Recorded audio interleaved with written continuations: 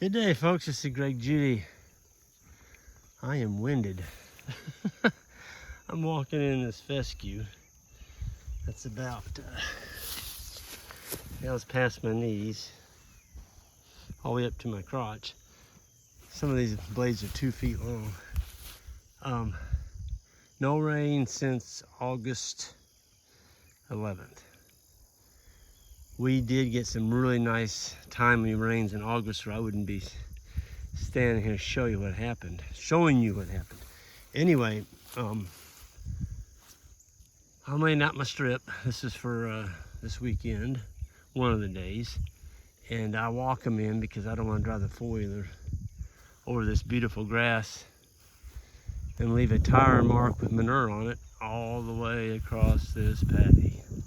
Not just a tire, but all 4 tires on it's got manure on it. So you're fouling grass the full length of your paddy. And in the fall, that's not a very smart thing to do when it's not growing back, because we got 21 degrees coming next Wednesday. Today it's 65 degrees out here and it feels like summertime. Anyway, we got some very nice moisture the last 2 days. Let's see, we got a quarter, then we got a 1/2 inch, and then another 1/2 inch.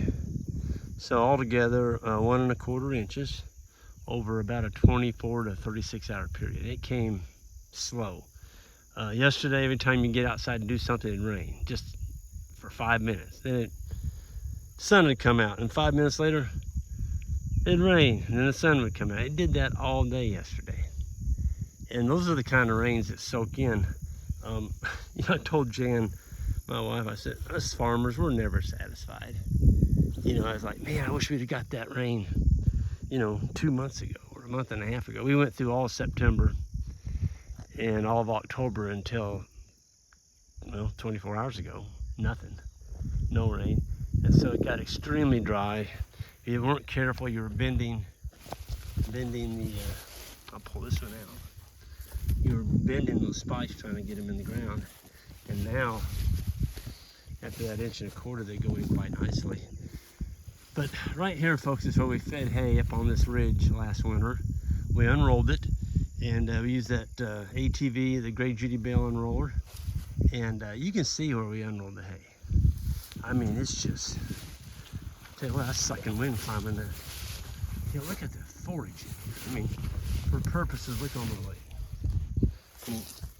It's up past my knee. Okay? The tips of it are brown from the drought, but the cattle, don't tell the bulls that. They're over there busily munching down, getting fat for winter. But I've got into this routine because I'm doing the bulls by myself. The boys I'm taking, there's just a lot more to do with the cow herd, bigger herd. They're covering a whole lot more area. So there's a lot more fence to put in, and a lot more to take out. And so by me doing the bull chores, it just gives them the opportunity to, you might say, all hands on deck on the big herd. Anyway, yeah, this is common ragweed, this brownish black stuff. And, to make it look pretty, you could have came in here and clipped this the end of July, but we already showed you don't have as much tonnage because you're taking off the tops of this beautiful Kentucky 31 endophyte infected fescue. And look at it. So right where the plant is, the ragweed, you can tell the grass is a little bit shorter right there. Yeah, right there. But if you got to mow off the whole farm to get rid of that, just to make it look pretty, folks, it doesn't make any sense to do that. And I see people riding these big tractors, and they're just out there mowing their pastures off to nothing in the fall. I mean, there's people on YouTube doing it, and I'm like, what in the world were you thinking? You're in September, October, you're out there with a great big bat wing, mowing off your pastures where it's 2 inches tall. And your cows don't have anything to eat for the rest of the winter. And then you complain there's no money in the cattle business. Do you think I'd have grass like this if I brush hog this off to 2 inches? Absolutely not.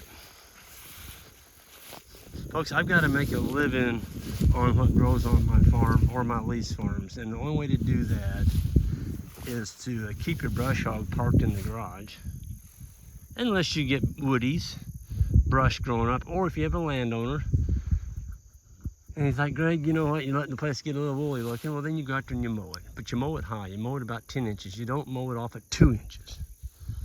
2 inches. I'm seeing it done. People are doing it. You know, riding in a big cab tractor and whistling Dixie and mowing the pastures off to 2 inches. There's no way. There's no way you're ever gonna make a dime. You're gonna have way too much hay in them. Look at the blades on these grasses. Look at that. Folks, this is what it's about. I mean, them bulls are gonna get fat grazing this. Yeah, there's some grasses here that are showing some stress from the drought, but look at all the green. Look at all the green in there. I mean, Jiminy Christmas. Can't even see the ground. You gotta dig for it. Oh my. Oh, look at that. Look at that. Right there. Guess what he's doing? He's eating the decaying litter down there because I didn't mow my pastures off to 2 inches. He came out of that beautiful, beautiful layer of carbon down there that bulls trampled. Some of that might even been hay from last winter. And he's gonna eat that, and he's gonna turn it into beautiful earthworm castings, and all being done by nature. You know, there's no ammonium nitrate, there's no lime truck going across the pasture. It's all being done with earthworms and the soil microbes. And that's because I'm leaving something up here. I'm leaving something up here to keep their little heads from burning up in the sun. So if you take it down to the dirt on your grazing, you're gonna ingest more parasites, and that's where the parasites are. You're gonna have to get out your Ivermectin, worm your cattle, which kills all your manure piles, all the biology in your manure and your urine. And you got a bunch of pampered cows that need to be wormed or they fall on their face. Well, that's just one of the deals. The other thing is your pocketbook is much lighter at the end of the year because you gave all your money away to the input people to keep your cow herd and your farm, you know, afloat. If you want to call it a float, I don't know if it's a float.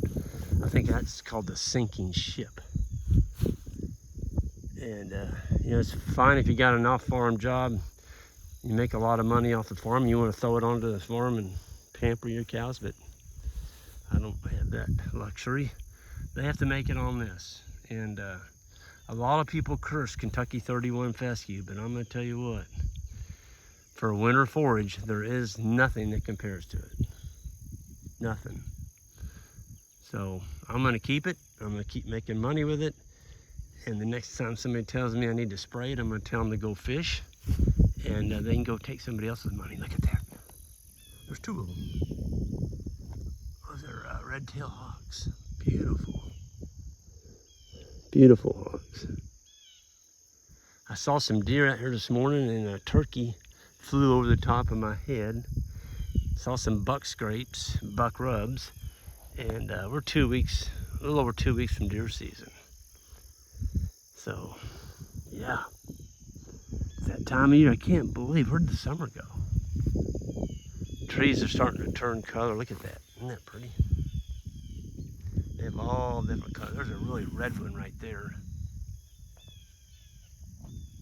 Reddish brown. I don't know, I think fall is still one of my favorite times of the year because it's not too hot. The flies are gone. There's no ticks. The chiggers have went into hibernation. Of course, the chiggers don't bother me. Some people, they just eat up, but I don't know, I guess my skin's too tough. They don't chew on me. Very rarely will I get a chigger bite, but ticks, you gotta watch those things every day and check yourself 3 times a day to keep them from latching on. Because ticks aren't anything to mess with. Some of them can carry some pretty bad stuff. But it's all part of the deal. You know, I've lived here my whole life. I've dealt with ticks my whole life, and it's just part of the landscape, and there's nothing you can do about it. You can spray down, you can put stuff on you, but you're still gonna get a few. Just be conscientious and check yourself. That's all it takes. Well, got my breath back from climbing that hill in this 2-foot tall fescue. And it's just nice to see water on my boots again, you know? Gosh, it was dry. I mean, it was dry. I'm gonna finish this up and get one more put in for the weekend. And folks, we'll see y'all down the road, and be watching that website here in the next probably 5 to 7 days. There's gonna be a really honey group of South Pole pureblood bred heifers. Beautiful animals. And the guy is selling out, and regrettably he's selling his herd, and he got them all from me many years ago, and they are a beautiful group. There's going to be some cow-calf bred cows in there too. So I wanted to thank everybody for the auction last night. My goodness, it's a great participation. A lot of people were involved in that bidding, and some people went home with some really nice bred South Pole pureblood cows.